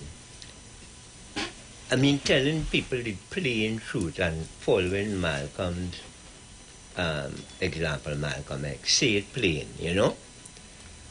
I started with literally no money. How did we get to Al-Kibulan? A small group of us, so I'm going to show you the first year, 2018. 2018, 8 of us started off together. And we would gather on a certain day, and we would make Iwer and start to, from the Iwer, start to say the certain things and start to For somebody who's listening, Iwer. Well, Iwer for me is commanding the divinities. I see, Benny. Meaning, people might have different things how to call Iwer for yourself and other things, and there are several processes. But one of the things that I have stopped doing, I don't pray. So, I know it's a hard statement for some people, right? You see, when you go to court, you just pray, beg, and beseech your lordship and those fellas, right? I do beg and beseech nothing or nobody or no thing, right?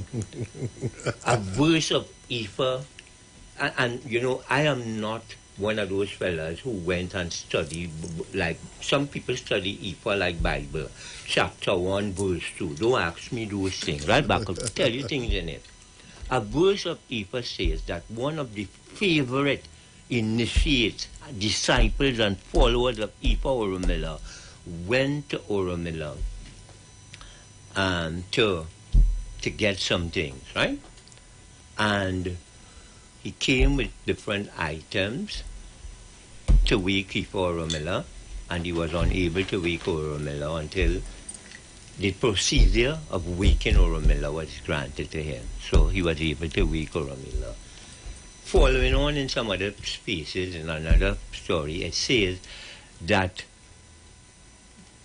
this person now went and they went to Oromilla, but they went with a kind of, they say, Oromilla, where you make me rich, right? You can make me rich. And Oromilla made them rich as church rat. And after a short while, they were unhappy with that condition.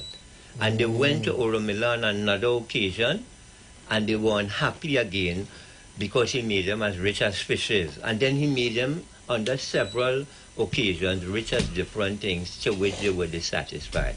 And this is why she said, what? You come back by me again, eh? The next time you come in by me, find out a model of who you want to be rich. You want to be rich like Onassis, you want to be rich like Jack Warner, Dylan Dew, whoever you want to be rich like. Come and command me. That's the word you. Command me. Tell me this is what you want and command that this be done. So I don't have this attitude of I am a sinful person. Caller coming in. Yeah. It's all right, yeah? Yeah. I take a Aboshishe, caller your life. Abura Boya Boshishe. It is always such a pleasure to hear my dear brother and spiritual leader there. I'm calling you Olodare, not out of disrespect, as you know, because my love for you is in abundance. But I don't know what's your title now, and of course you keep growing and growing. So I'd simply call you Olodare if it's okay. That's okay with me. Thank you. It is always good to hear you. Always good to hear you. And today, I almost, but I was trying to call in to get in. They were talking about hedonism and how we are living now, and everybody just living for pleasure and whatnot. And somebody came on and lambasted the carnival and was saying the vulgarity in the carnival and so on. But the vulgarity was impressed upon the carnival long after carnival was made into existence, because I would never forget, I heard you say that carnival is a fertility ritual. I remember hearing you say that. And before I heard you say that, it was conviction again, because I used to call it mating season and laugh to myself and say this is mating season time. Because the Creator must ensure that we continue and continue and continue. So carnival is nothing to play with, and to say that it's people just being vulgar at all. That is something lately added here because of so many other reasons, diet and lifestyle and all of that. But I am telling you, it is so good to hear you, as usual. And please let me always hear you on the radio. And my dear brother, oh my goodness. Yes. And another thing too, Calypsonians used to sing Orisha things all the time. Sparrow was noted for that. Sparrow used to sing Orisha chants in a lot of his calypsos when he mocking the Shango people and Olori Egbe and all of that. So Ella is not the first, as you rightly said, and that has been going on for a while. Anyway, thank you all so much. Okie doke.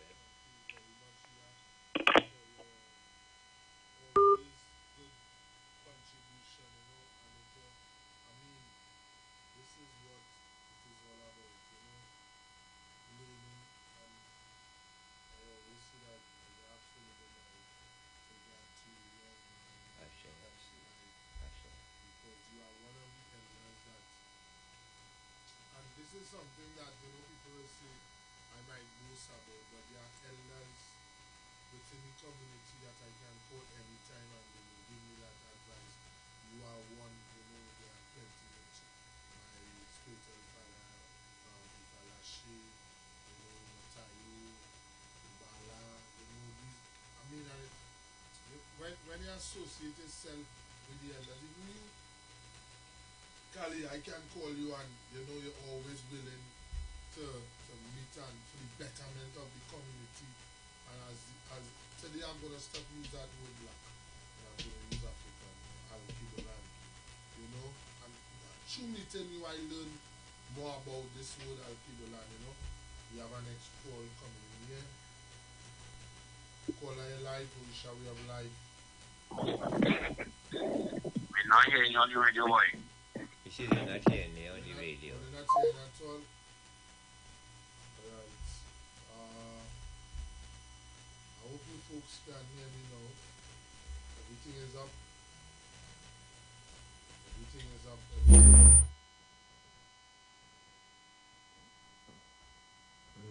How close your phone is, Baba? I don't know where it is. I know. Abo Shishe call your live.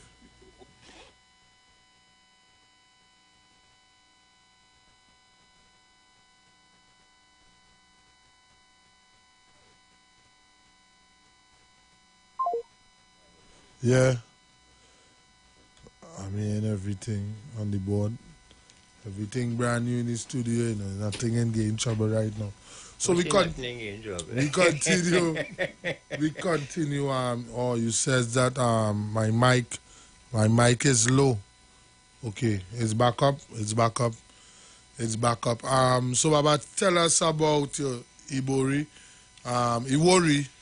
that you used to gather. We was on that line. But you say you are about 7 people because we have our next call. Saying that we could do things. We have our next call coming in. Shishe caller. Yes, me again. Please give out the information of your talk about there was something in Barataria here. Please give out the information again. I wasn't hearing at the time. What is it and when is it and so on? I'd appreciate. But Oludari, didn't you go to Akibo land earlier on in the 2000s, or was it the first time in 2019? No. That is plenty years later. Yes, because I think I remember you going there years before. Yeah. Okay. I don't know why, but I keep saying like this radio station just gets sabotaged at certain times, But thank you all so much. I'm listening, but it wasn't coming over the radio anyways. All right, thank you. Thank you, yeah. So I'm going to give you folks the information. Why this is happening. I'm going to give you folks the information. Egbe Onisenele Duma represents, with the assistance of Studio 66, President Pan in the yard, conversations with the Oloi, Baba Olakela Masatunje, Wednesdays at 6 p.m. Studio 68, 6th Street, Barataria. November the 16th, the 23rd, and the 30th.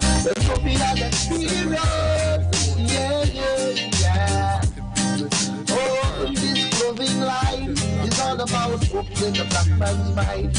All about reminding us as how beautiful we are for the dear of fire. Oh, the flooded light teachers, church, polos and church. Oh, Tashiki, Lady V-neck, Lady Dance Up, and Baby Teens, yeah. Will try to be present to record these conversations so it can be played back on nights here on the Ifa Orisha Way of Life. Baba has a lot of knowledge. So Baba, we can continue with the conversation about... So, I'm going to draw some examples to Sister Stacy, right? Now, this is maybe new system Orisha devotee. Now, at Beonisha Little Maria has taken a kind of holistic approach to our spirituality. We don't have a church where we are. You know, some people have a thing like a church now, you know what I mean? Where people come once a week or once a month. But we don't even have Iwer as regular as most other people. We have Iwer once a month.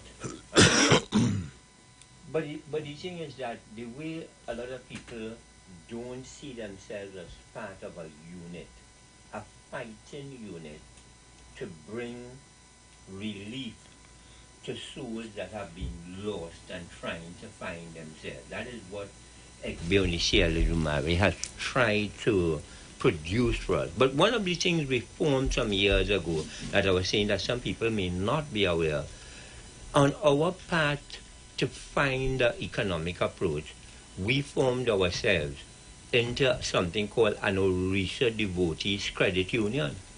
Now, that wasn't what we went to register. We went to register a multi-purpose cooperative, right? But we had an ongoing susu among ourselves. And I think you may have seen some of the evidence of the susu. I printed on the Facebook the susu, right? So we had a susu, but in that susu we had a Facebook, and whatever people used to call box, we used to have something called box, but that used to go into a hand for the organization. So the people benefit and the organization benefited. But when we went to register, we found ourselves in a kind of difficult position. One is because my manner is not so good. And when I say that, I find, look, if I come here and I know something and I want to tell me, well, it's not so to do it. Now, the thing I come to tell you about, when I came, you didn't know that I am an expert in the thing. I said, no, it's not so, you know. Look under subsection 1, 2, it have this thing here. Government officials, my thing, I speak in my opinion frankly and candidly, because I could still get pressure by going into it, but government officials have a way to feel that an ordinary citizen, you can't come and tell me how to do my work. As I, the person behind the desk here, I to tell you that, I tell you it's not so, right? But the same thing they tell me that they guided by a procedure. There is a work procedure and there is a legal procedure of how something is to follow. So we went and and this is some of the things they told us. To ready, Trinidad from Pony Way, you know. They tell you, and there's a thing that says sometimes to be a bee farmer, right? You must have bees, right? But to get bees, you must be a registered bee farmer. So where am I? I'm not a registered bee farmer, so I can't buy bees. But so if I have bees, then how come I registered bee farmer if you go along with the buy? Unfortunately, I can't buy the seeds to plant the trees. So we went, and we had no land at the time to register. So they say, well, you're talking about a multi-purpose cooperative, and you know, agriculture was one of the plans. But we said, well, when we only move, right? So they said, well, now we can't. So, but because we had, from what they observed, a vibrant Isuzu, right? They allow us to register as the cooperative. as a cooperative, but we didn't register a cooperative for Egbe Onisiala Dumari. The name of the cooperative is still there in the books, and I could give the story, and somebody in the cooperative department might be able to hear this and perhaps search it out. The name of it was or is the Orissa Devotees Credit Union. We did not do an excellent job of trying to canvass the Orissa public, but we went to the Orissa public, and one big attempt we made was at emancipation. We had a booth and people could register, but we canvassed quite a lot of Orissa groups. Here what happened? Every form, and we began to imagine what it was. So we had a special loan that was, if you have a feast or you have an airport to do and you have enough money, you know, there's give loan for car and all that. Yeah. We'll give you a loan to go and buy an animal. We had we categorized based upon our needs within our community, right?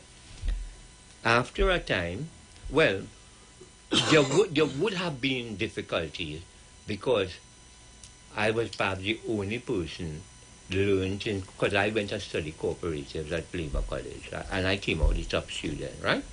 So some of the other people, they was new to this whole thing, and then there are posts and office and all kind of thing. And you know, we just get frightened. I just tell them, partner, this country, just give your whole life to whoever come a prime minister. There was never a prime minister before. They didn't went to no school, and we just let go with life in their hand. So what you afraid of? But we still have this kind of thing, you know, boy. I don't know. We afraid of, you know. We go try according to you. But I don't try. Look, we in a difficult position, and to deal with the difficult position, we had to face it head on in this instance. Right? So this way in which I sometimes speak, while it's perhaps remedial, some people see it as confrontational. And sometimes depend on the nomenclature you put to something will depend upon the success. So I bring in a remedial procedure for people.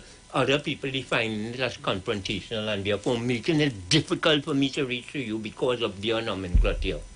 So this thing that he spoke about that Maulana Karenga came up with, Kuji Chagulia, the second principle of, now I learned to even do this. So people don't even know that I had a revolution in that, you know. I took that same Kwanzaa, and instead of having it from December 26th to January 1st, as I said, I superimposed that in the Odu Ijeshu. And we now define it by Yoruba terms. So that second principle we call Iba Ara Enipinu. And it is the capacity and the capability to define for yourself, from your perspective, how things are, and not only accept it for you, make other people accept it. So we have to be able in this battle here is not only guns and bombs. Them is not the only ammunition, you know. There were times I make some statements in this country and people misconstrue what I am saying. But I am still saying today as I speak here, we must arm the people. The people must be armed with right words, right knowledge, right information, and even right names. Because once we don't arm ourselves with a right name, a fella sometimes, look, some of us make some Iwer. But the name is Alatumishe. So the name is Alatumishe. So they come by over you, organize the owner of the many mansions of wealth and all. I say go and give him 5 billion. But they're looking for Alatumishe because it's a legal transaction between Orun and I, you know, agreeing across things and documents. You see, but it have some fellas, they have some alias, but we can't give them now money, you know, because they have no documentation saying. So plenty of people blessings around them already. Yes. But we have to take our name, because when you see we carrying you home again, because all here is like sinking sand, you know, Rasta used to sing, yeah, sing Babylon is sinking sand, yeah, it's like sinking sand. And some people sing that for years and they're saying all them things, but they're not, you can't want to get outside, and when the door open, you want to sit down. How much it costs to go to the continent? To change in name. Well, it could cost between 1,500 and 3,000, depending on which lawyer is doing it. And don't know what, but even if it's 3,000, $3,000 is a small investment in reclaiming what is rightfully yours. Let me tell you something. People doesn't like to do that. I listen to some prizes to go to the Burner Boy show. What was the price to go to that? A night of entertainment. I was Burner driver. Yeah, but what was the cost? No, for the public. From 600 go up. From 600 go up. Yeah. Right. And it had higher than that, right? Yes, right. Yes. So what I'm saying, and people will pay for that for a night entertainment. And don't forget the shoes and the hair and the nails and everything. Yeah, but right. So your name that is going to give you freedom as you walk through spaces and places and times and dimensions. You can't be, look, if some, I'm talking about Orisha now, if some spirits ask some people, here what, I want a big, whatever name they just call it, I want a big party and I want 5 bottles of champagne and everybody must dress up in silver and gold.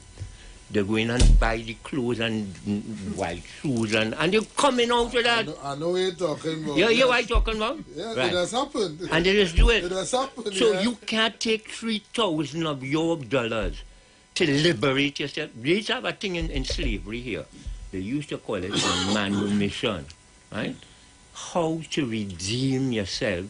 You don't need a redeemer. You know, some people believe you have to get a redeemer. So they have a redeemer. And they say our redeemer lives. Push your hand in your pocket. Work with your brothers and sisters. If we were, look, let me tell you something. I just like to talk up with some people. If fellas who they call gangsters could go in gang and could build one another, we who is devotees and who say we have the Orisa and intelligence and all these things we coaching on beside, we can know how to put hands together. It is the left hand working together with the right hand that would lift the load from the ground to put it to the head. If either the left hand or the right hand is dirty or both is dirty, it's the two hands not working smoothly. This thing here, that kind of thing in under Ogun, that's called frictional working. Working in friction. They're not working like not frictionally that will make the hands clean. So we have to be able to stop making excuses. We're going to try. Let us come together and do it. I'm going to make some statements here now. Some people could think it out of place. I have some groups in Trinidad and Tobago that mean well. And they're supposed to reach out to the public. And soon as some of the groups are to reach somewhere, some of the officers from the group turn off themselves from full public reach. So I used to be friends on Facebook with some of them people. As soon as the thing goes, I could no longer find myself on the Facebook page. I can't reach them. I can't find their page. You understand what I'm saying? How will you serve me? Because I'm part of the... Whether you like... whether people like me or not, it's really not the issue, The issue is that I have made some... Along with my organization and those who have stood with me in trying to see that we work in the defense of the people and the sacred science, we have made some gains already. Nobody could take that away from us. It will always be recorded that way. So what we could do, let's suppose I was a good fighter when I was younger. I'm an older fighter now. So I'm not trying to look to go and try to find anything. I could try to tell the boy in my time, this was the strategy we used today. Your time, you might have to do it different. But sometimes in your time, look, in cricket is a good thing to show. We used to bowl them fellas out all kind of how in cricket. Every time we bowl them one way, they change the rule. We have to start to learn to change the rules now. You hear what I'm saying? Is we have don't try to learn to turn your hand no way. I say the rule is this is the way to bowl. When you're the most dangerous bowler and they bring all kind of rules to cap. But Baba, yes, to go to Yoruba land, we know it's very expensive. How you guys used to? Because I personally would like to go, but I still feel could go. No, again, cooperative and collaborative effort. How can this be done? Well, let me give you an example. The Rastafari community, right? Recently, at a time, some of them was going to Shashamali land. They hold a big raffle, and I think I think more than one person was able to raise funds to go to Shashamali on that. Yeah. So I wouldn't declare the methodology of the raffle, but it's a plenty things that plenty of our people. I mean, I just hear fellas in different programs talking about people that's telling me they wear red, no, they ain't go get catch and all. It's a plenty people. Look, plenty of them fellas who is high people in Trinidad, they just charge people $20,000 and up for initiation in Trinidad. I speak to you about the figure that was my highest figure ever in my lifetime. So people would never want to believe that. And I could tell them that the people who pass through for that little bit of money, most of them are leaders in this country, and they're recognized internationally today. Right? Yeah. So at the end of the process, those fellows who using this as a revenue generation exercise, and are using a quotation from Baba Samples for self-aggrandizement. Right? These are the people that both have all this. We could go to a lawyer, we could do this. Bring your resources together and do it in a time frame. At times some people was writing on the Facebook as though I was blocking them. Most people in this country never really treat me as a leader I have been in this country. And I never try to push myself up into anything. When I first went to the Orisha community, these years ago when deceased Isaac Lindsay was alive. So they was going to have the Third World Orisha Congress.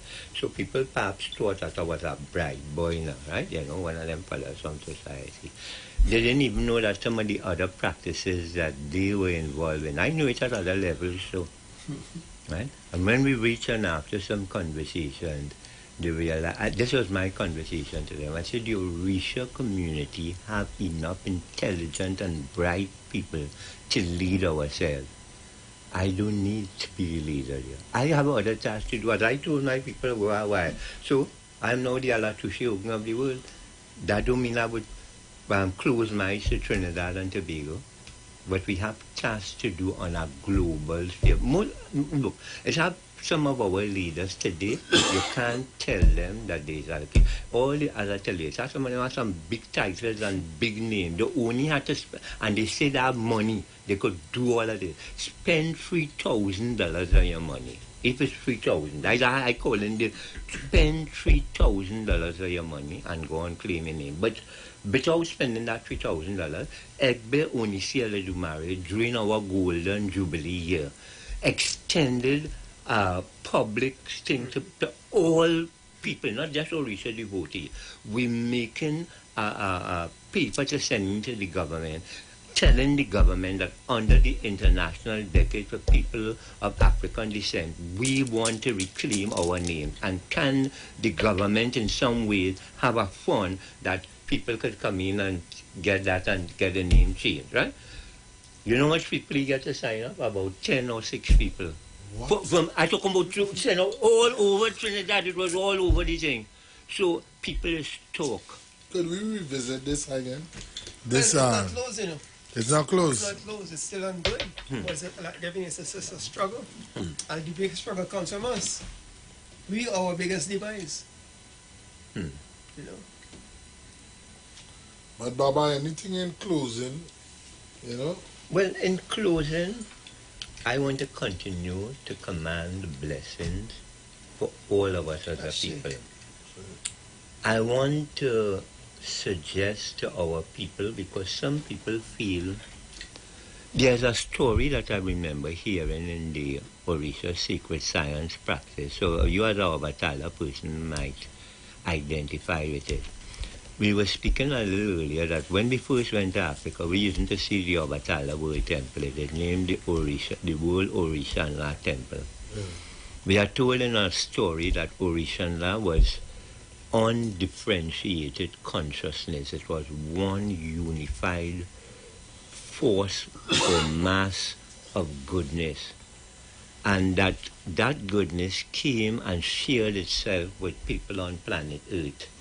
And people were given land so that they could plant food and that they could feed themselves. So it was leading to economic self-sufficiency and sustenance of nation and home and family.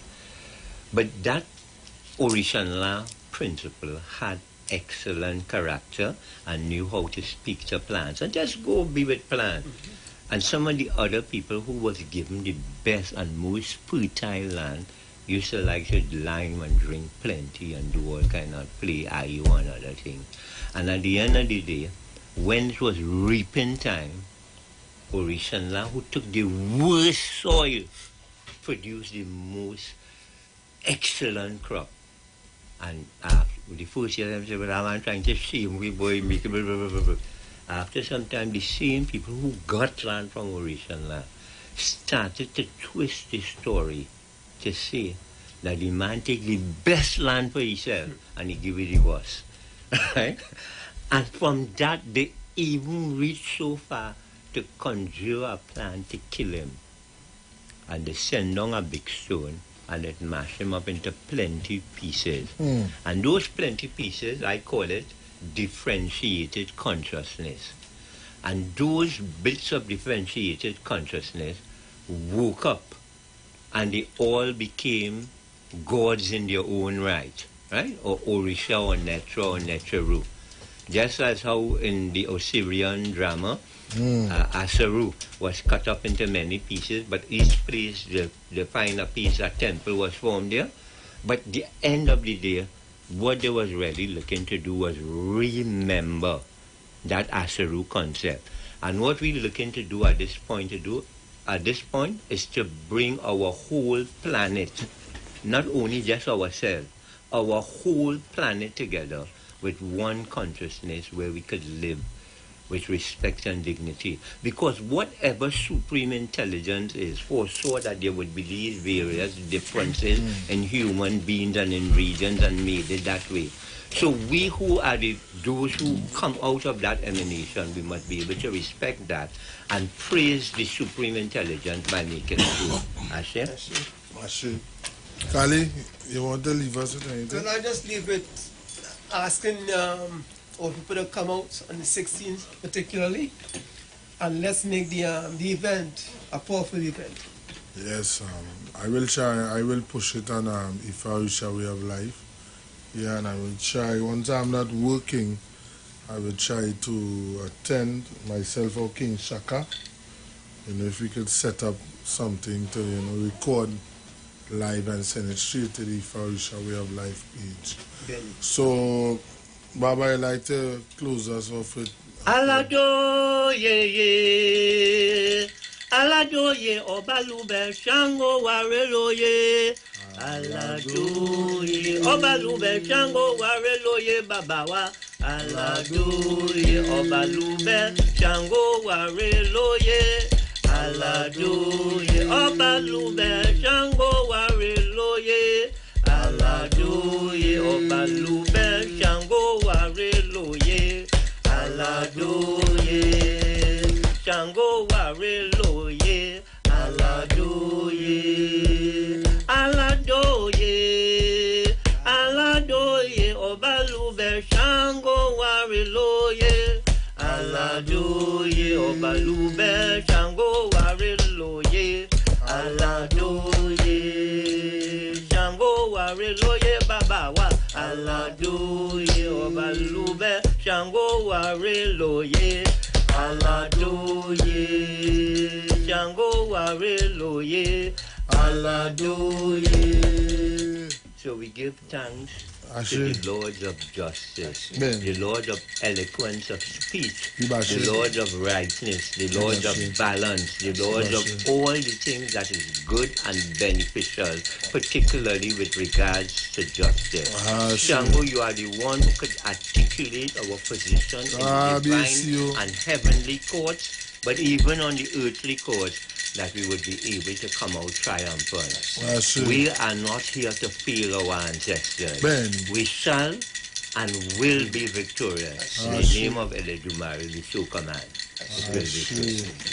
So folks, this brings us to the end of another beautiful night here on the Ifarisha Way of Life. My two elders, who have been here with me since 9 till, midnight.